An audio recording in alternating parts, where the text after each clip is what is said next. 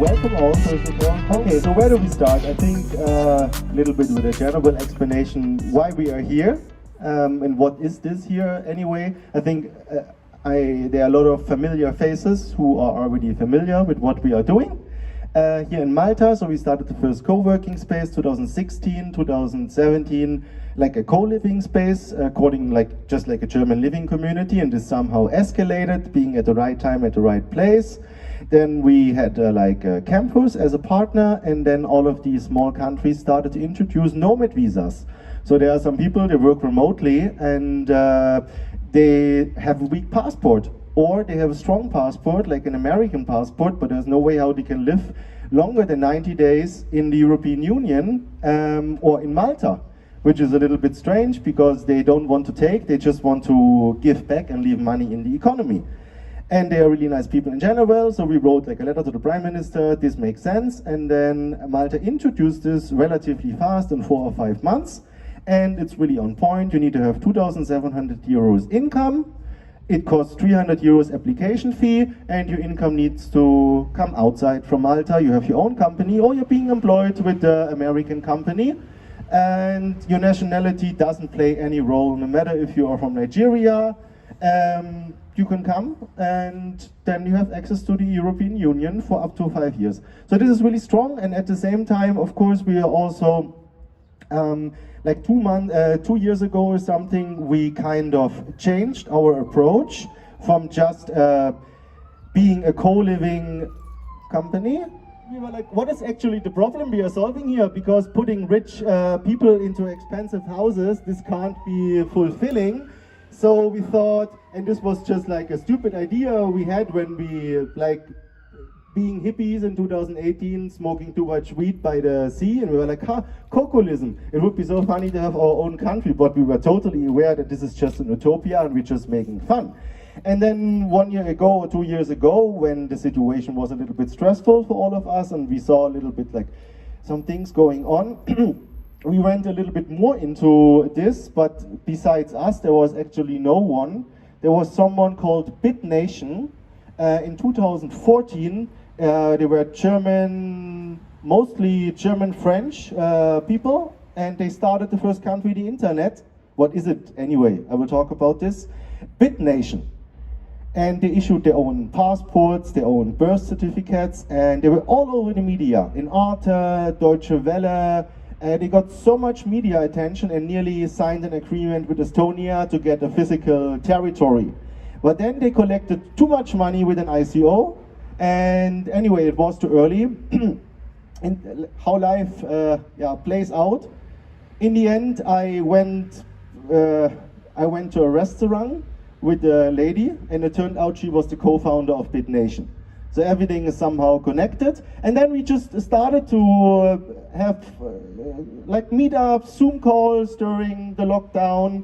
And why I'm here, I think there is a chance that, like, how to say, if someone would have told you in 2012, come here, I tell you there will be a new currency being mined on our graphic cards with crypto based on algorithms, like cryptography, you would have thought this guy is absolutely crazy, like totally. And I think there is a chance that we are right now here again. So we saw first ICOs, so promises of, let's say, I have unlimited cloud storage. It only costs you €5, then you put the token on exchange, and because of the promise that you have unlimited cloud storage, others will pay more for this token, and in the end you profit. So it was kind of, it was maybe too early and too much energy behind and too unregulated. Then we saw NFTs, which are kind of similar. They also make sense. but also a huge hype cycle, and we are going right down with the hype cycle. And as we are on the forefront, really powerful people, they contact us. So our, like not mentor, but a person who visited us here in Malta was a really, really powerful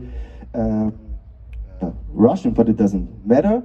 And also we are being not watched, but I know that some people see that we are about to crack the nut. So what is actually the nut? Like, you know, I'm thinking about this topic now since 5 years. And whenever you can't follow me, please ask questions, you know, because for me everything is clear, but for you maybe not. So, what is a human? No? And I explain you this, how a software developer would see the world. So we come on this world and we have some basic functions. I would call it the BIOS of a computer. No? Like we can breathe, we can scream, we can articulate if we have pain, like the basic things.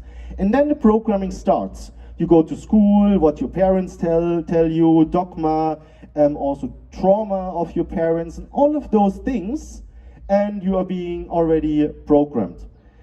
And if you see now, what are, I call them pillars of control that keep the matrix together.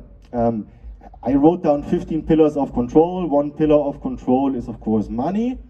In the last consequence, if you don't comply, they take your money away. In Germany, the tax authorities, they don't even need to go to court. They just block your bank account and you are fucked. Then, of course, education, when you go to school, to which school you go, religion, your friends, of course, your social circle. If I have a problem in Germany and I'm like, oh, actually I can't live here anymore, I can't live because my friends are there. So this locks me into a society or into like this, into a country. And for the first time, I think in human history, we have the possibility to start thinking about which pillars we need to replace and start replacing them. One pillar is, for example, insurance. So a really practical example, my girlfriend came to Malta, and then of course you opt out of the German insurance system, which is super good. Like, they take care 1000% if you fuck up in life, they give you an apartment, everything. Out of a sudden we remove this and you feel not secure anymore. It makes you nervous. Maybe other people never had this, so they are not asking for this.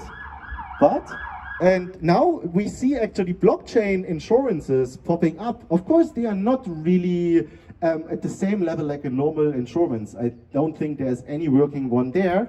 And also one of our advisors, he was the founder of a big such an insurance, and I think we just need to start putting the different parts together. One part is your accommodation. Where do you live? So this is like, for example, co-living, no? Then your social circle. If you don't have your social circle anymore, you need this. And this, for example, could be a community of digital nomads. Or Raoul, he is leading a community here, like a consciousness community. So this is then my tribe I opt into. And I would take part in his tribe, but he will never be my total leader. Because maybe I also have a different opinion about the world, tech opinion or whatever, maybe I'm a libertarian or left. So, and then we need to mix the different things. And it's quite stupid. I mean, in Malta it works. You can somehow agree on a common goal, but as our society becomes more and more complex and people have more and more access to knowledge, they start to question more. And the moment the dopamine is taken away, I mean, in terms of consumption, you are sitting there and you are like, what is actually my life? Did I derail, Loic, from something important? No? Yeah, so maybe there is a chance that in 1 year, 2 years, we see the next hype, and I called it a digital, voluntary, borderless state. DVBNS. Like, I didn't invent this, I took it from BitNation, but maybe there is a better word for it. But what I see, if I would just think freely, what I told you, a human comes to the world and then is being programmed. We already had this realization, and then we come to France in 1789, the Enlightenment age, because of all of the French philosophers and the German philosophers. They figured something out why we are here in this world, and I don't go into this, but look at the Constitution and what is like on top of the Constitution. And what we will see is someone is like, oh, let's restart France based on this old constitution from 1789. And other people are like, yeah, that's a good idea, let's drop money on this. Or maybe someone else is like, oh, I believe in a resource-based economy. And then this person is setting up this country. And just based on the hope, people will start to invest. And I think this can happen, and then you remember me and you go all in and you all become millionaires. No? Other inputs, because I could talk forever, and maybe I missed out some interesting aspects of it. Maybe I should talk about the idea of a digital country. You should never try to fight negativity with negativity. It goes nowhere. Like, I did this and I figured out this is stupid. Like, of course, maybe you win, but if you come to certain power structures, they have their ways to shut you up, and they do it. The moment you become too successful, for example, you are a US software developer who developed a nice blockchain, like an exchange. And then US came and put this guy in prison for 5 years just because he challenged power structures. And this is happening if you're too successful. That's why we should not call it a digital country. We were also discussing, because with this startup we helped starting, we tried to onboard, what was the name, Loic, this Russian country there on the border, Transnistria? Then there's Liberland on the border between Croatia and Hungary. And they are really thinking they can start a country in 2022. It's not working. For this, of course, you need to speak about countries, because that's a concept in your head, because you know countries provide you with services you need to be a proper human, to feel safe. Like, and this is also important, we can never go into, and Joshua will speak about this, we can never go into utopia. We will always need Malta. Like today there was a fire, we need the fire brigade, always. Or if there is a virus, we always need someone who is taking care and is a leader. You always need a leader. This is also something important. So you're not going into utopia. It is a mix, combining different elements. Companies are providing us, companies are providing us, and yeah. Of course, if you don't have anyone you can refer to, just yourself, you ask yourself, are you crazy with this idea? No? But recently, Vitalik Buterin, the guy behind Ethereum, he left a comment below an article written about what I am saying here. Like, they call it Intraland. And he endorsed the idea that this makes sense and this might be the next big thing, and they call it the network state. And now the CTO of, is it Coinbase? He has an Indian name. He is writing a book called The Network State, and it's the bestseller in the category society in Germany right now. This says something. So if the big guys are saying this is the next big thing, then maybe some dynamic is developing and this is really happening, and then we are there at the forefront because we thought about this 5 years and we are ready to act. What is missing is a technology partner, because you can't just do this on your own. It's really complex and it needs to be open source, just like WordPress. We have different plugins and you can build your own website, even a whole application. You just download the plugin and you're ready to go. And I think we should do something like WordPress, totally open source. It cannot be owned by any company. There are no shares. It can't be. It needs to be absolutely free. Otherwise, you create ways how the big guys can enter our movement, and the big guys are already trying to enter our movement. It was really hard to keep them away out of Malta because they wanted to be in charge of this Nomad visa. And yeah, so they are watching. So anyway, now questions. Do we have some questions? No. Raoul. Say it and I repeat it. How do you build the infrastructure that you think goes in the country now Mm-hmm. provide for the infrastructure that we need as human beings? How would you deal with that? Yeah, so I think we are already discussing whether we should have a daily tax rate. So instead of the 183 days, when you're out of Germany for 183 days, you don't have to pay income tax anymore. And then you're somewhere else and you never pay income tax. And they figured out more and more people are doing this because they don't want to finance war machines. Countries are nothing more than a war machine. Nothing more, in the last consequence. And then of course they see we need to keep them within like the system because every human life has a value, 5 million, that's your value, and this is how the big guys are maybe seeing humanity. So then we have a daily tax rate. You always need to pay tax, like, you know, like we need to pay Malta for the streets and for everything. But maybe not like in Germany in the end, when you see how many days out of a week do you need to stand up to finance overhead, to finance the bailout of companies, to finance weapons, to finance like whatever.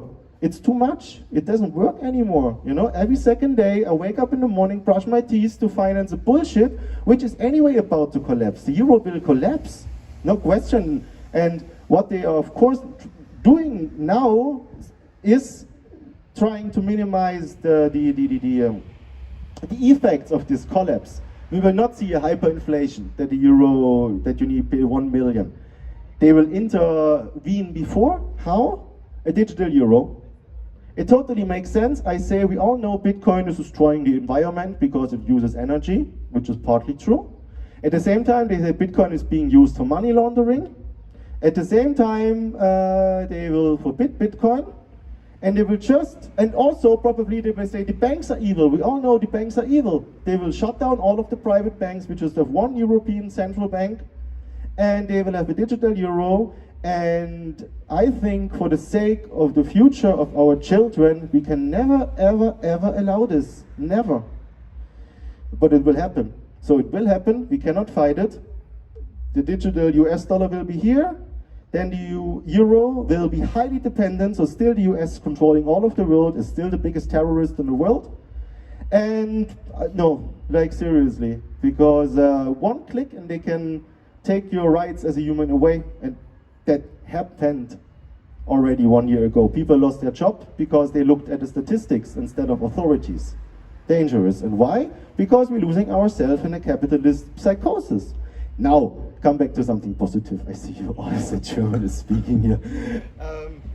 So, yeah, we always need traditional countries, but I think if you would have just had one music label producing CDs in the 90s, they could have increased the price to 100 euros because there was no competition. Then we had like several ones and the price of a CD dropped to 23 euros or something.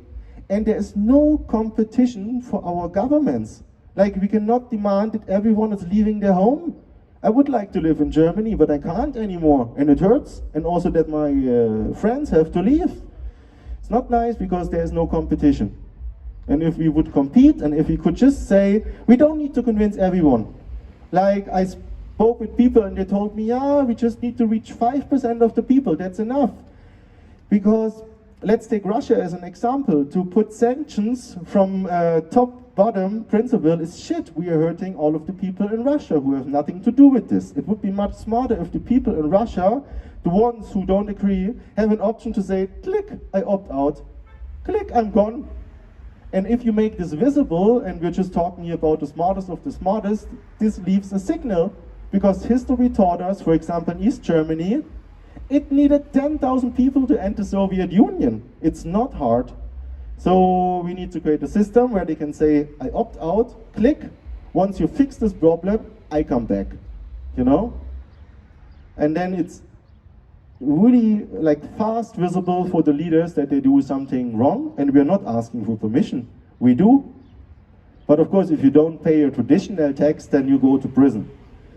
So, but maybe if you have a company registered somewhere else and you live on an island in Indonesia and you are basically distributed. No, the things where they can attack you to distribute all over the world, not only physically but also like in a meta sense. No, then this meta consciousness of the web, which is appearing right now.